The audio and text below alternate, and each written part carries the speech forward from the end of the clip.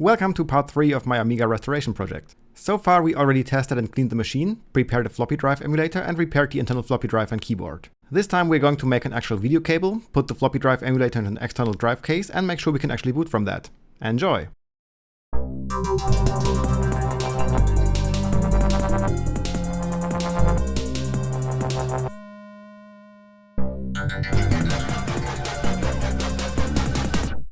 Okay, I just got this external drive for the Amiga.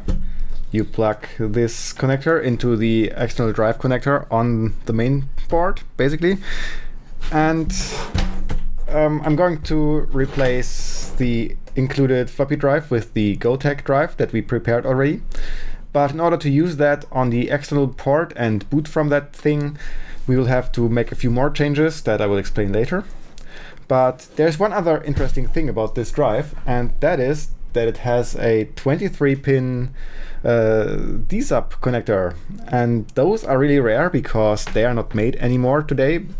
And I need actually a female 23-pin adapter, like this one, for my VGA cable. So what I'm going to do is steal this connector, which is intended to be used to chain together multiple floppy drives. And I guess if I want to do that later on, I can just put this drive as the last one in the chain. I will steal it from this thing and make a VGA cable with it.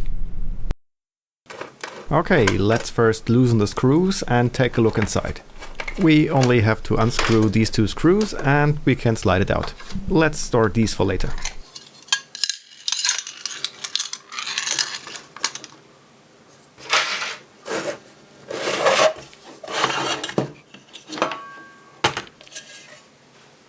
And there we go, that's the connector we want. I wasn't expecting it to be made that cheaply. It's just a plug that you would normally use for a cable, and they soldered it onto the edge of a circuit board. That's going to be interesting to remove. They didn't even use a 2-row connector, it's only 1 row. The second row of pins is just ground for all of them, but still, this is very cheaply made. So it's not a big loss if we mutilate this external drive case. I still don't have the proper screwdriver for this kind of screw, so I'm just using a pair of pliers. Or actually 2 pairs of pliers because the nut would spin.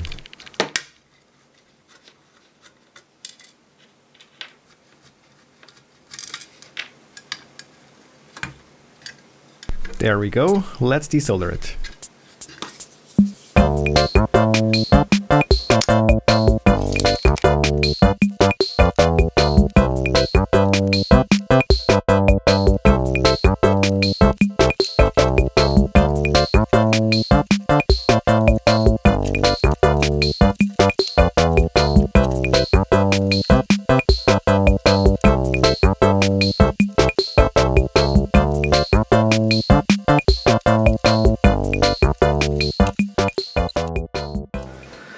And there it is.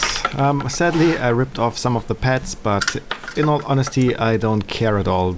Because, as I said, I'm not going to use the daisy chaining feature of this drive case anymore, and so we don't need that end, really.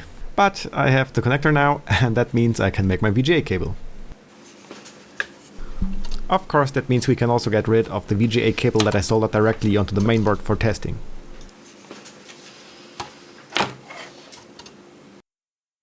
When I made my video about my Atari ST, I used this VGA splitter cable to make the VGA connector for the Atari to VGA cable. And it still has the second plug left, so I'm going to steal that and use that for my Amiga VGA cable. And now it's time to solder all the wires to the connector. Or actually not all of them, but the ones that are actually needed. We only need 1 ground wire, red, green and blue color channels, and the horizontal and vertical sync signals. That's only 6 wires in total, we can do that. I found this old modem serial cable in my spare wire box, and it has a 25-pin D-sub connector on the front which can be opened, and we can remove the plug itself and reuse the casing for our plug. It won't fit perfectly and we won't be able to reuse the screws, but that's something I can certainly live with. The hole for the cable relief on the plug is much wider than the VGA cable that is coming out of it now, so I'm wrapping the cable with some tape to make it thicker and wobble less.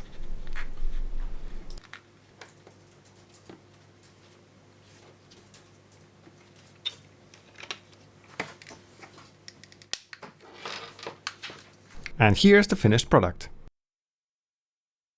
The next thing I want to do is to make it possible to use an external floppy drive as if it was the internal one. In some of my previous videos I already talked about the way most modern PC compatible floppy drives using the Shugart bus are distinguished by the computer, but here's a quick recap anyway. The floppy cable has 4 wires which select the currently active drive, usually named DF0 to DF3. On the PC, DF1 is drive A and DF0 is drive B. On the Amiga, the internal drive is DF0, external drives are DF1, DF2 and DF3. Sadly, the DF0 wire is not routed to the external drive connector of the Amiga. What we have to do is to replace one of the 3 drive select wires of the external connector with DF0. Sounds easy enough, and in fact it's not very hard. I would also like to be able to use the original internal drive at the same time, so just disabling the internal DF0 wire will not work. What I'm going to do instead is to swap DF0 and DF1 in the whole system. But another thing I want to do is to be able to reverse the process easily just in case I want to boot a game or demo from the internal drive. In the Amiga there are 2 chips called the CIAs, or Complex Interface Adapters, or MOS Technology 8520. These chips, besides some other functions, are basically just expanded I/O pins of the CPU. One of the CIA chips, called the even CIA-B, is connected to the floppy drive select wires. Pins 13 and 14 are DF0 and DF1 respectively, here called Cell 0 and Cell 1. Swapping DF0 and DF1 is as easy as it was to switch to the 2 kick ROM versions on the ROM switch. And in fact I'm going to use the exact same wiring on the switch, only this time we won't switch 2 wires between ground and 5 volts, but rather between DF0 and DF1. I'm going to use 2 40-pin dip sockets, one plugged into the other. I'm cutting off pins 13 and 14 of the upper socket and soldering 2 wires to it.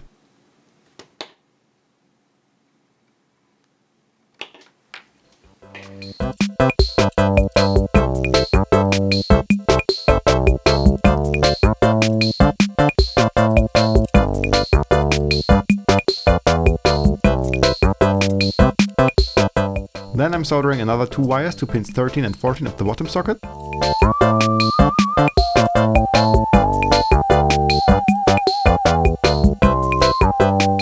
And these wires are then routed to a double pole double throw switch and connected like this.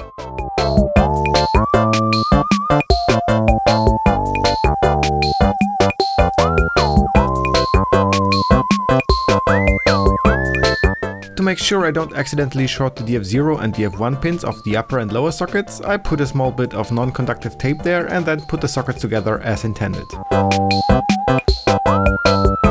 Then I add a healthy blob of hot glue to the wires soldered onto the pins because I don't really trust the uninsulated wires and think they might break over time otherwise. The only thing left to do is to remove the even CIA from its socket on the Amiga's mainboard, put our new invention in there instead and put the CIA into it.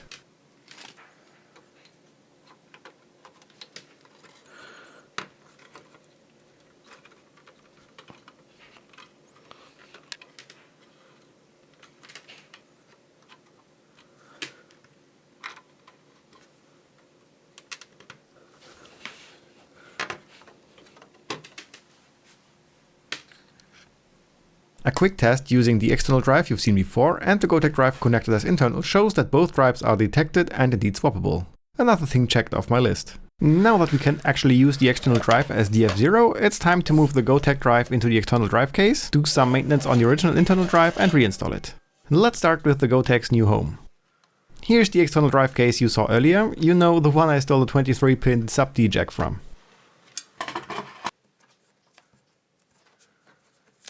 First I'll have to clean it. The foam rubber on the bottom looks terrible and this serial number sticker will have to go too.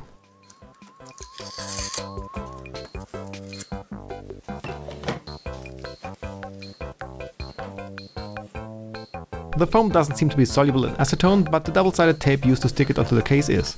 So I just rubbed the things with acetone until it all came off. Then some more cleaning of the case to make sure it looks okay.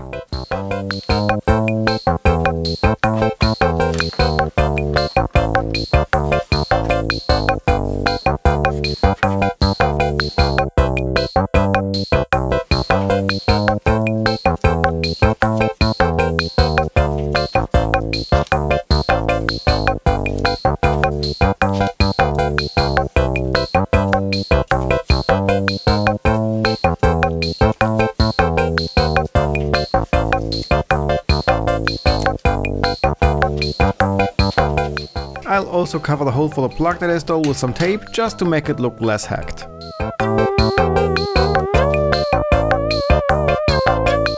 Before I can install the drive though, I'll have to remove the existing power cable, which is just a tiny bit too short. While I'm at it, I'm also replacing the power plug with something more appropriate for a floppy drive. The Gotek drive doesn't use the 12 volts, so I'm not adding that.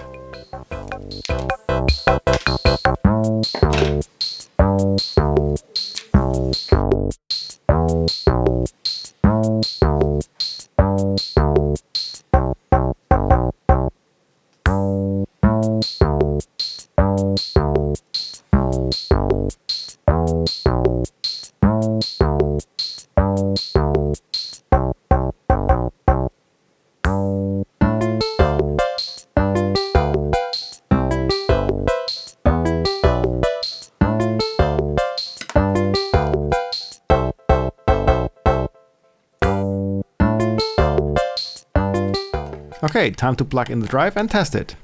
The case routes the incoming DF1 wire back to DF0 of the drive, so we have to keep the Gotek drive jump hard as drive 0. A quick test shows that it's all working fine. Perfect! Then I noticed the plug looked a bit roughed up, so I decided to open it and investigate. Nothing interesting was going on though. I just reinstalled the cable relief correctly, and this way the cable should last a few more years.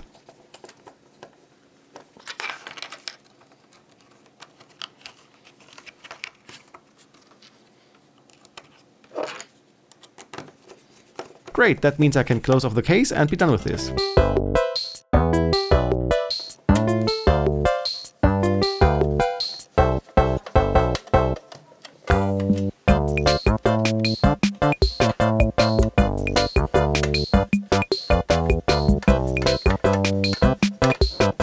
I didn't realize before that the Gotek drive has a lower height than the drive that was originally in this case, so a small gap remains. Maybe I'll find some matching plastic to put there, or maybe I'll move the drive into a whole new case one day, I don't know. For now, I'll keep it like that though. And that's it for part 3 of my Amiga project.